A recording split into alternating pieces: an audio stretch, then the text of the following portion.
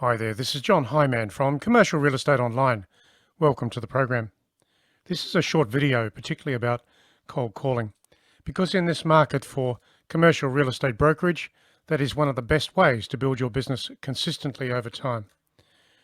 And of course, a lot of agents have problems with cold calling. They simply don't use the telephone deeply enough and consistently enough for the opportunities that exist therein. So I'd just like to create this simple discussion here for you to understand the elements of cold calling and how you can improve your business accordingly. So I've called it Cold Calling Simplified. Very simple, very easy to understand. And I've split the subjects here into 4 different areas. So let's look at this, and particularly, who do you prospect? Well, I put this particular chart here for you to think about who you can call and who you can connect with. Of course, in the top right-hand side, there are the players of the market. They are the major property owners, the landlords, the developers, investors, property owners generally. So then you consider the bottom right-hand side there, which is the local business owners, the tenants in your area, the head offices of major businesses, local companies and owner-occupiers. So they are the groups of who you will call. Of course, there's others on this list as well, and you can explore that. But let's look at the system behind contacting these people and growing your real estate business accordingly. So, is there a problem? Well, there actually is. The issue that I find so common in the industry is that many agents simply struggle with getting this whole cold calling concept up and running. The agents that do get it under control are those that build their business very quickly, very effectively. So what are the common problems? Well, here they are. Call reluctance. Some agents simply don't want to make the calls because they can't handle the process or can't get their head around what they have to do. Now, I will admit, it is a mindset issue. It requires a shaping, a new habit, a discipline. But you can get through that through practice. And a lot of agents aren't very consistent, so they make calls, but they might think they're making a lot of calls, but in a process of 2 hours, they might only get 10 calls done because they're researching at the same time or capturing the information into some sort of database, and it takes them time to do that. So lack of consistency, lack of volume is something I should have there as well. So making calls is actually a process, and many agents struggle with that. They have no process at all. Not good. So from all of that, of course, it's knowing who to call. Where do you get your list from? I'll talk about that in a minute. But the other side of it is, of course, poor organization, because when you talk to people, you have to track your process, you have to track your results and the conversations.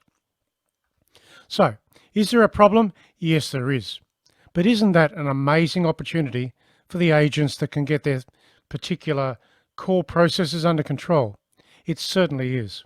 The agents that make lots of calls every day, perhaps for the 2 or 3 hours at the start of the day, build their business faster than anyone else. So there's a logic behind that, and there is actually a system. So here is one version of a system for you to implement. So number one on the list is this: time blocking. You can time block in 2 different ways. You might like to do a block of 3 hours every morning, that's 1 by 3 hours, or you could split it. So you could split it into 2 by 2 hours, that's 2 hours in the morning, 2 hours in the evening, or late afternoon. I'm actually a great believer of the second version here, because in 2 lots of 2 hours, it gives you a break, but also you can split up the types of people that you're talking to.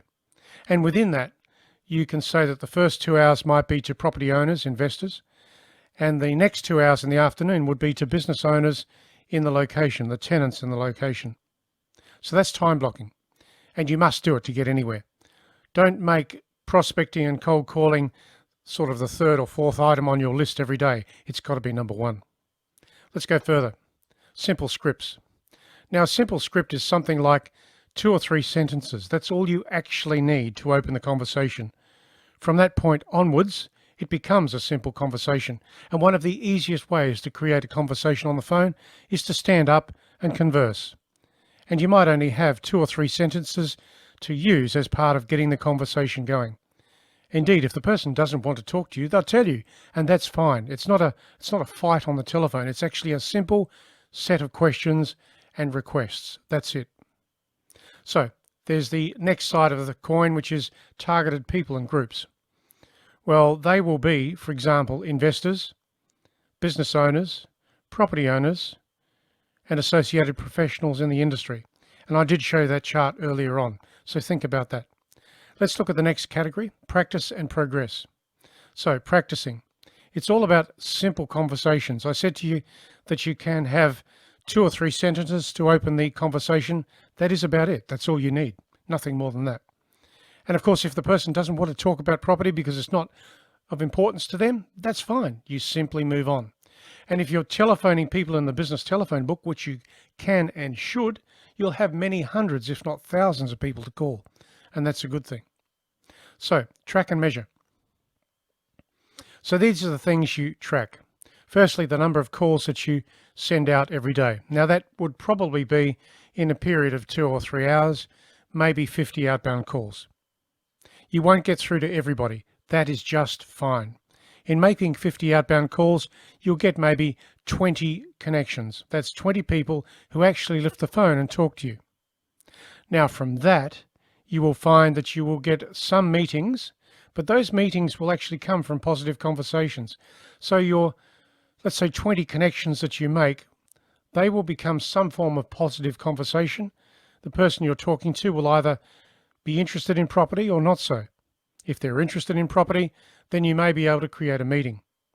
And from a number of meetings each day and each week, you'll create listings. So what are the numbers actually like? Well, let's go over the numbers. If you make about 50 calls out, you should get about 20 connections at least, maybe 25. The people that you can't connect with today because they didn't answer the phone, you can talk to them later next week or the week after. So you repeat the process to get to the people that you haven't connected with. Now, from those 20 to 25 connections, you should be able to create maybe 2 or 3 meetings per day. 2 or 3 meetings per day over time will actually lead to listing opportunities. That's the ratio. So let's go further. That is the system. Now you understand the system, you need to say, well, how do you proceed? Well, this is the logic of proceeding in making cold calling. Understand your numbers. Now, this is a numbers process which can probably help you grow your database. Now, I've said to you that you can make 50 outbound calls. You can. Initially, you may not have that many people in your database. So that's okay. I get that.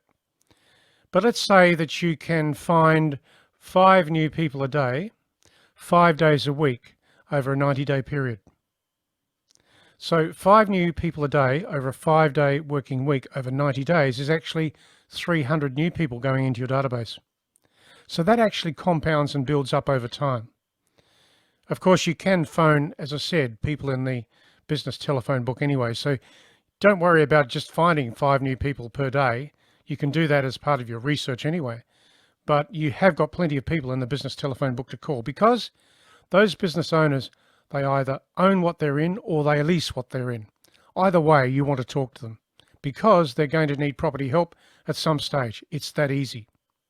So the second part of the equation is this: from 300 people every 90 days, which helps you grow your database, just think of that over a period of, say, a year. You've actually got 1,200 people in your database. 1,200 people that you can relate to because you've researched them, spoken to them, etc. So from that, this is the other part of the logic. That is 90 days, wash and repeat. It simply means that every 90 days, you go back to the beginning and talk to those people that you have spoken to before. Through this particular contact process, you create more conversions, and that is important. So let's look at relevant conversations. The questions that you would ask are these. Can you help them with any particular property needs in their location? Do they like to invest in property? If so, what types of property? Do they own or lease the property that they are in today? What is the ideal location or property type that they prefer? Simple questions, really. You can deal with that. So the third part of this equation is this. Who are the targeted people that you should be talking to? Well, these are the groups in an order which I think you probably should concentrate on. Number 1, the investors. That is researching the right people. Number 2, the business owners. Use the business telephone book for that. Number 3, landlords. They are the people that own the bigger buildings in your location. Number 4, various property owners, maybe smaller property owners throughout the region. Then think about this: referrals, that's questions to the people you're talking to. And then other tenants generally through the region, in the streets, in the properties, that sort of thing. I have put property developers here because property developers do have a value at certain times when the property market is shaping or changing. So you can judge whether you talk to property developers now, if the market is favourable or not. And then of course you can focus on specific properties, and that's a good thing as well. So that is how you proceed: numbers, relevant conversations, and target types. So in closing on this, what should you expect? You should expect to make lots of outbound calls. That's the logic. Lots of outbound calls to get somewhere. The ratio of calls is something like this: 50 outbound calls a day will lead to approximately 20 connections, will lead to approximately 2 or 3 meetings. And of course that can lead to a conversation on listings. Over time, those ratios work. I'm not saying you'll get those results every day, but I am saying that the results are there if you practice and grow your skills in making outbound call conversations. Of course, you need to be creating a conversation of value. So think about what you can say, how you can improve that, and of course, practice. Now, the meetings that you create should not be simply meetings for meeting's sake. They should be meetings of value. So there should be some meetings of value going on there. What are the meetings of value? Well, a value to you or a value to the person you're talking to. So that's the logic. So let's go back to the beginning here and look at some things to remind you. That particular chart, I send that out as part of my resources I send out each week to people at the website. So if you'd like to get charts like this, simply join up with the community online. But I have got an article here which I'd like you to download from the website. It is Telephone Tactics for Salespeople. That is Cold Calling Strategies. You can get that at the website. And in that website, I explain things so you can understand why you're making the calls, what you say, and how you can add value to the call process. And indeed, here is the call contact system. Number 5 is so important. That's standing up when you make your calls. You'll find that your calls are more professional and connecting when you stand up. And number 6 there, of course, is tracking your progress. So that's the article I want you to get from the website: Telephone Tactics for Salespeople, Cold Calling Strategies. Let's look at another one here in this particular end topic, and I'll just pull up this article I selected for you.